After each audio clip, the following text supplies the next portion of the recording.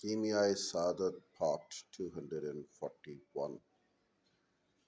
اس واسطے جناب رسول اکرم صلی اللہ علیہ وآلہ وسلم نے فرمایا، دنیا کی محبت سب گناہوں کی سردار ہے، اس سے دنیا مباح کا مقصود ہے۔ حضرت صلی اللہ علیہ وآلہ وسلم نے دنیا کی محبت کو رد فرمایا ہے۔ اس کی محبت دل کو باولا بناتی ہے تاکہ بہت دنیا کی طلب میں ڈالے اور بغیر گناہ کی یہ بات نہیں بنتی، حتیٰ کہ حق تعالیٰ کے ذکر کو دل میں آنے نہیں دیتی، اور حق تعالیٰ سے دل کا بالکل غافل ہو جانا بڑی شقاوت ہے اور بدبختی کا سبب ہوگا۔ اس لیے حضرت سفیان ثوری رحمۃ اللہ علیہ جب کسی امیر کے بڑے اونچے دروازے پر سے گزرے اور ایک شخص جو ان کے ساتھ تھا اسے دیکھنے لگا تو انہوں نے اسے منع کیا اور کہا، اگر تم لوگ اسے نہ دیکھو تو یہ امیر لوگ اس قدر اسراف نہ کریں تو تم بھی اس فضول خرچی کے مظلمہ میں شریک ہوتے ہو۔ حضرت امام احمد حنبل رحمۃ اللہ علیہ سے لوگوں نے پوچھا، مکان اور مسجد کی دیوار کو گچ کرنا کیسا ہے؟ آپ نے فرمایا کہ زمین کو گچ کرنا درست ہے تاکہ خاک نہ اڑے، اور دیوار کو گچ کرنا میرے نزدیک مکروہ ہے کیونکہ اس میں آرائش ہے۔ اگلے بزرگوں کا قول ہے کہ جس کا لباس ہلکا اور باریک ہوگا اس کا دین بھی ضعیف ہوگا۔ اس گفتگو کا حاصل یہ ہے کہ حرام میں پڑنے کا خوف سے حلال پاک سے بھی اس کو دستبردار ہونا چاہیے۔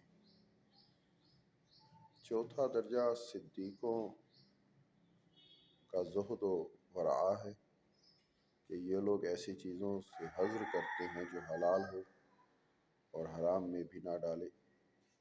اس کے حائل ہونے کے اسباب میں سے کسی سبب میں کوئی مصیبت ہو گئی، اس کی مثال یہ ہے کہ حضرت بشر حافی رحمۃ اللہ علیہ بادشاہوں کی کھدوائی ہوئی نہروں کا پانی نہ پیتے تھے،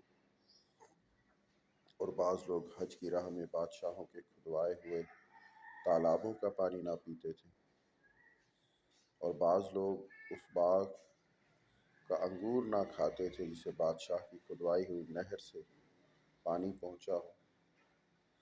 حضرت امام احمد حنبل رحمۃ اللہ علیہ مسجد میں خیاطی کرنے کو مکروہ جانتے تھے، مسجد میں کسب کرنا انہیں ناپسند تھا۔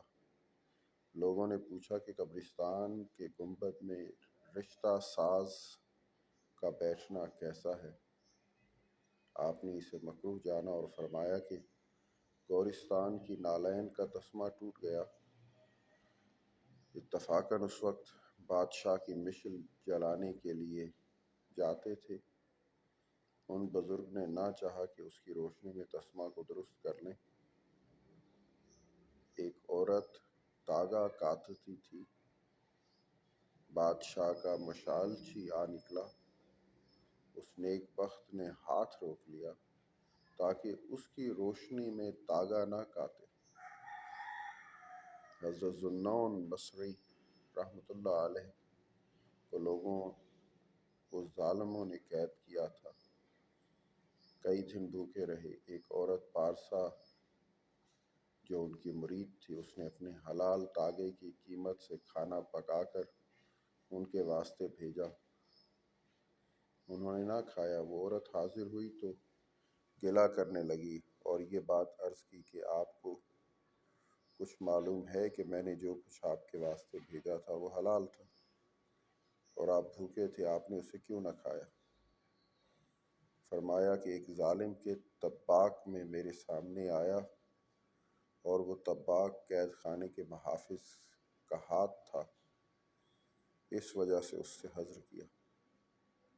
ایک ظالم کے ہاتھ کی قوت کے سبب سے انہیں پہنچا اور وہ قوت حرام سے حاصل ہوئی ہوگی۔ یہ زہد کا بہت بڑا درجہ ہے اور جو کوئی بات کی حقیقت کو نہ جانے گا شاید وہ وسواس میں پڑ جائے گا، یہاں تک کہ کسی فاسق کے ہاتھ کا کھانا نہ کھائے۔ یہ بات ایسی نہیں ہے، بلکہ یہ امر اس ظالم کے ساتھ خاص ہے جو حرام کھاتا ہو۔